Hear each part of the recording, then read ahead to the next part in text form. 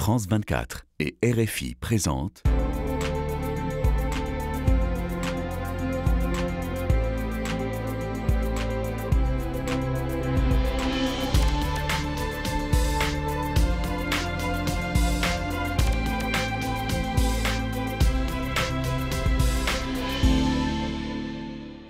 Bonjour à tous, merci de nous rejoindre pour Ici l'Europe, place de la République où se tenait la journée de l'Europe.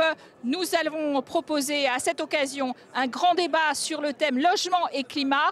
Sont encore des priorités de l'Union européenne. Pour y répondre, des eurodéputés, Fabienne Keller pour le groupe Renew française, mais aussi Dirk Goetting, qui lui est néerlandais du groupe du Parti populaire européen, ou encore le maire socialiste de Bruxelles, Philippe Claus, et Arnaud Ngatscha, adjoint à la maire de Paris pour les socialistes, qui s'occupe des questions européennes. On les écoute tout de suite.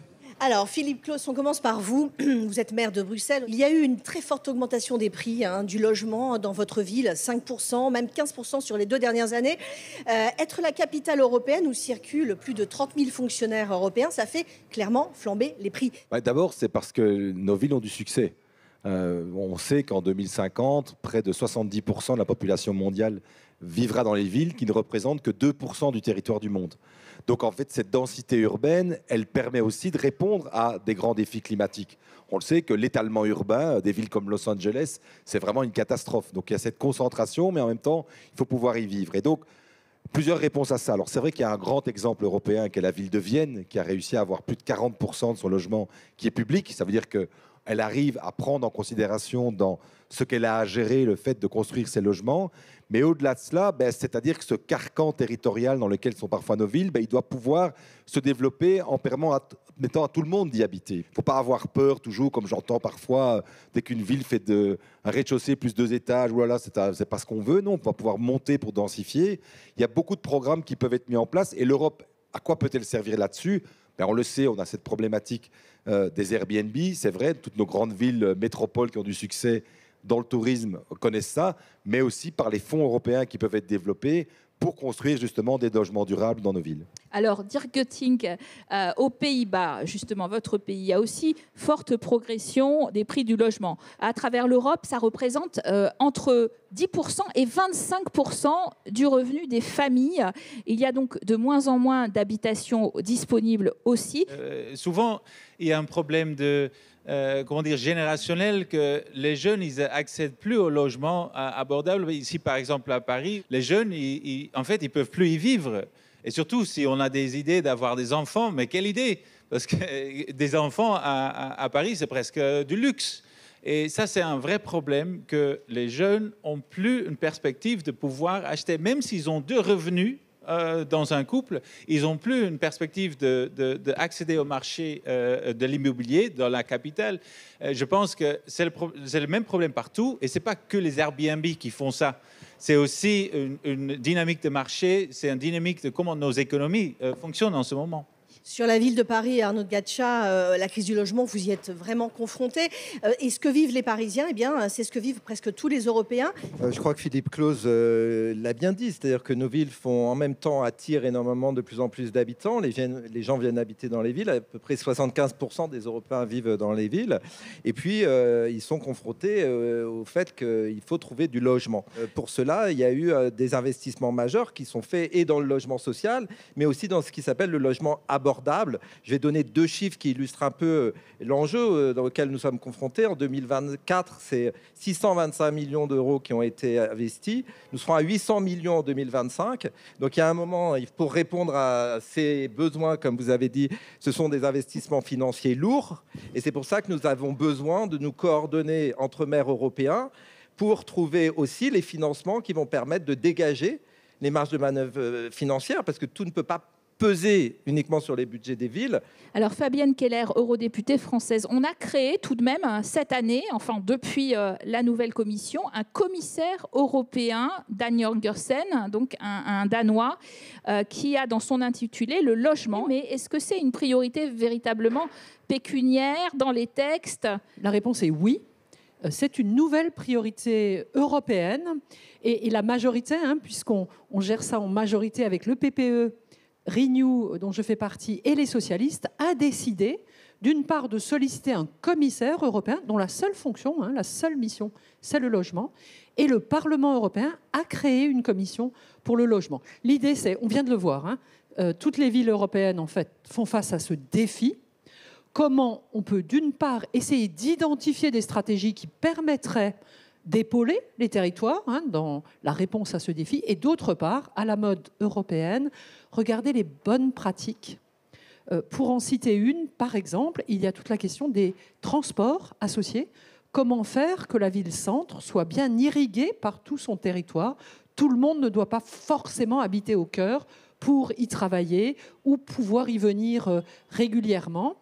Dirk Gothic, le logement représente 18% des émissions de gaz à effet de serre, ces fameux CO2 qui réchauffent la planète.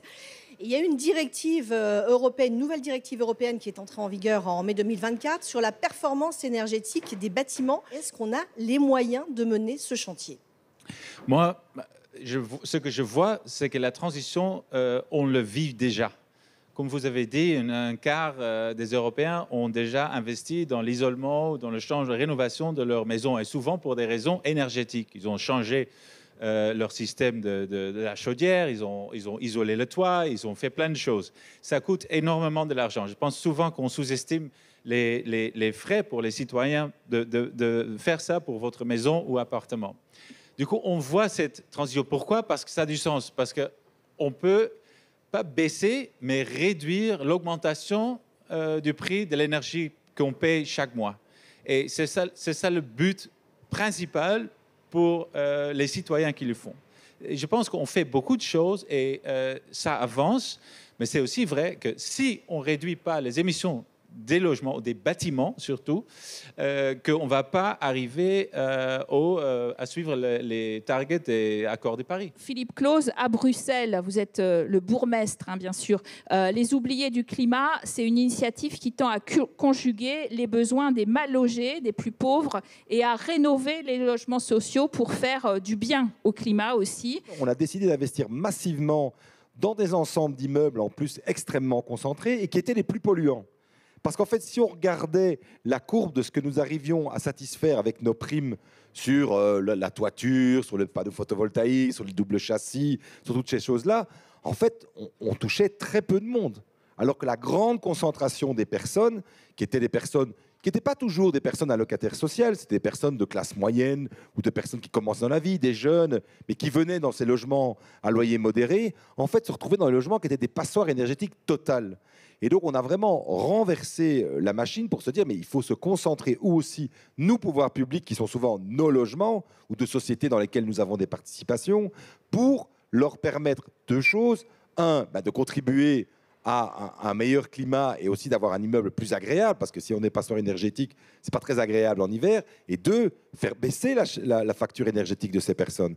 Les populations les plus fragiles sont les plus exposées. Alors, elles attendent aussi une protection de l'Union européenne qu'elle n'a pas forcément les compétences ni la vraie détermination politique à leur offrir. Est-ce que vous craignez que ces difficultés quotidiennes puissent alimenter encore les fractures et la montée du populisme? Oui, bien sûr. C'est un risque absolument majeur. Et je dois dire qu'on a été assez courageux collectivement en prenant en main cette compétence logement. Parce que le principe européen, c'est qu'on ne se mêle pas de ce qui est fait mieux au niveau local. Donc, il faut qu'on trouve le bon niveau d'intervention, mais ce qui est clair, c'est qu'il apparaît que le logement devient une inégalité majeure. Mais voilà, la politique climatique, c'est une politique sociale, comme cela vient d'être dit, et c'est une politique pour mieux vivre ensemble. Il y a une alliance des maires européens en ce moment sur le logement, menée par le maire de Barcelone, avec le maire de Rome, la maire de Florence. Ils agissent parce qu'ils ont tous conscience, ils sont tous confrontés aux mêmes problèmes, et donc ils essayent, avec les problèmes qu'ils ont en commun, d'appuyer, d'être une force politique pour pouvoir trouver des réponses auprès de la Commission, notamment, et des institutions européennes, et notamment sur cet enjeu d'Airbnb. Alors, en ce qui concerne Paris, aujourd'hui, nous sommes à 90 jours, mais c'est le législateur qui nous donne 90 jours. Ce serait la maire de Paris, elle serait exactement dans la même ligne que le maire de Barcelone, qui en 2029 aura arrêté quasiment tous les logements touristiques dans sa ville. Dirk Goetting, vice-président de la fameuse commission logement. Vous allez être assez mal logé au Parlement européen. Il y aura même plus d'hémicycle, etc. Pour voter, ça va être compliqué. Mais, moitié en distanciel, ce qu'il faut rénover tout ça. Le fameux caprice des dieux, hein, c'est comme ça que s'appelle votre très gros et beau, je ne sais pas beau, mais en tout cas très gros bâtiment. En parlant du climat, ces changements de lieu tous les mois entre Strasbourg et Bruxelles, climatiquement, on peut poser des questions là-dessus parce qu'on amène beaucoup de camions avec des affaires, des papiers et tout ça vers Strasbourg. Non, Madame Keller n'est pas d'accord. il n'y en a plus à l'ère du numérique. Ça m'étonnerait que vous utilisiez la malle, monsieur. En tout cas, il y a des endroits dans l'Europe où il y a des gens qui se posent des questions là-dessus. Mais permettez-moi de faire quand même une remarque sur la question des capitales. Il y avait malheureusement une tradition pour les institutions européennes de ne pas être propriétaires de leurs locaux à Bruxelles. Ce qui fait que les locaux, notamment celui du Parlement, c'était des promoteurs qui l'ont construit. Et à Bruxelles, c'est comme ça. Ils amortissaient leurs bâtiments sur 30 ans. Donc, ils n'étaient pas de qualité. À Strasbourg, comme à Luxembourg, la tradition était un peu différente. À Strasbourg, on est inspiré par les Suisses, très exigeants depuis toujours sur l'environnement, et les Allemands. Et nous avons construit, par des structures publiques, des bâtiments, un exemple très simple, qui sont chauffés et rafraîchis par des pompes à chaleur pour le Parlement à Strasbourg. Donc, ils consomment beaucoup, beaucoup moins que ceux à Bruxelles. C'est une histoire de technique. Et on a la chance d'avoir une ressource d'eau souterraine abondante. Donc, nous efforçons de rattraper le temps perdu pour le Parlement européen. Et la décision a été prise de mettre le bâtiment aux normes. Il est temps. Quant aux allers-retours, je vous invite à les faire dans les trains qui sont organisés pour cela. Je le fais déjà. C'est parfait. Nous allons commencer. Alors, relevez les mains. J'en ai vu 3 là. 1, 2, 3. Monsieur d'abord, monsieur ensuite et monsieur. Allons-y. Et puis des filles aussi un peu. Bon, il est facile de mettre en cause souvent Airbnb. Moi, je vais vous dire, je vais être politiquement incorrect. Moi, je me demande aussi si la crise du logement en Europe n'est pas liée à notre immigration. Moi, j'habite dans le 14e. Boulevard Brune, il y a eu un jour un incendie dans un immeuble HLM qu'on appelle les Maréchaux. Tout le monde était dans la cour. Je peux vous dire qu'il y avait pratiquement que des familles africaines. Voilà. Les questions de logement touchent toute la population. Il y a bien sûr des populations d'origine étrangère qui sont accueillies sur notre territoire, qui, pour la plupart d'entre elles, travaillent, donc elles ont droit au logement. Donc je pense que ce ne serait pas honnête intellectuellement de leur reprocher à eux. Toute notre crise, c'est un classique en situation difficile. Et bien, la première population qu'on cible, c'est les étrangers. Et c'est bien dommage parce que nous le vivons au Parlement européen. C'est un discours qui est très répété par l'extrême droite, qui est revenue plus nombreuse au Parlement européen en 2024. C'est d'ailleurs cette même extrême droite qui est très opposée aux mesures en faveur de l'environnement, de l'isolation thermique et des populations les plus fragiles. Madame la députée a posé l'enjeu majeur aujourd'hui. Le problème du logement favorise la montée des extrêmes partout en Europe. Nous le constatons, c'est une réalité. Mais je voudrais quand même signaler que le logement dit social ou logement abordable loge principalement des personnes qui permettent à tous les Parisiens et les Parisiennes de pouvoir avoir des agents qui sortent leurs poubelles, des personnes qui travaillent dans les crèches. Il faut sortir des caricatures. Bonjour, merci d'être tous présents. En tant qu'ambassadeur Erasmus, moi j'ai envie de dire, selon vous, c'est quoi la ville européenne de demain ? Quelle est la ville idéale, la ville européenne demain, selon vous ? D'abord, je salue tous les étudiants Erasmus. Moi, j'ai fait l'Erasmus à Madrid. Et c'était un souvenir et une expérience fantastique. D'ailleurs, c'est un programme européen qu'on devrait plus financer parce qu'il y a beaucoup plus de jeunes qui devraient faire leurs expériences dans un autre pays d'Europe. Deuxièmement, c'est quoi la ville parfaite ? Moi, je pense que ce n'est pas les mégapoles. Ce n'est pas les grandes villes, pas pour dire négatif sur Paris ou Barcelone ou quoi que ce soit, mais pour moi, une ville parfaite, c'est 250 000 habitants, avec des services bien organisés, avec beaucoup de verdure, avec une économie qui marche bien. C'est Strasbourg. Et je pense... c'est vrai, c'est vrai. Madame c'est Keller vrai. ne lâche rien. Strasbourg, je trouve Strasbourg, j'y vais souvent, parce qu'une semaine par mois, c'est la capitale d'Europe. Et là, vraiment, on peut prendre le vélo, on est bien. Bruxelles, c'est 1 200 000 habitants, c'est Oui. un peu plus grand, mais on a développé des programmes que vous connaissez à Paris, vous appelez la ville du quart d'heure, nous c'était la ville de 10 minutes, des programmes de proximité. C'est une ville multiculturelle. Moi, il n'y a pas une seule fois où je ne fais pas un discours en expliquant que la force de Bruxelles, c'est d'être la ville la plus cosmopolite du monde. En fait, la deuxième, la première, c'est Dubaï, mais comme je dis, Dubaï, c'est un peu plus artificiel que Bruxelles. Et donc, une ville où on parle plein de langues, une ville où les gens se croisent, une ville jeune. Nous sommes la ville la plus jeune de Belgique. Et nous sommes la première ville universitaire du pays. Sur le sujet de l'Europe et de l'écologie, vous avez mentionné le train comme moyen de transport. Aujourd'hui, le train coûte plus cher que l'avion, souvent. Pourquoi déjà? Et qu'est-ce que vous pouvez mettre en place pour réduire les tarifs du train? Très simplement parce que l'infrastructure pour construire les trains, les rails, c'est un énorme investissement, souvent, pour les entreprises. Les avions n'ont pas ça. Ils ont les aéroports et un aéroport et ils n'ont pas toute une infrastructure entre les deux. Après, il y a aussi des réglementations fiscales qui ont à voir avec les avions. Ils ne sont pas taxés. La kérosine n'est pas taxée. On doit arrêter ça tout de suite. L'Europe est en train de mettre beaucoup plus d'argent là-dedans. Moi, j'aimerais que le budget européen soit dépensé cross-frontalière, qu'on crée plus d'infrastructures qui lient nos pays. Il y a un signe qui nous vient des pays nordiques.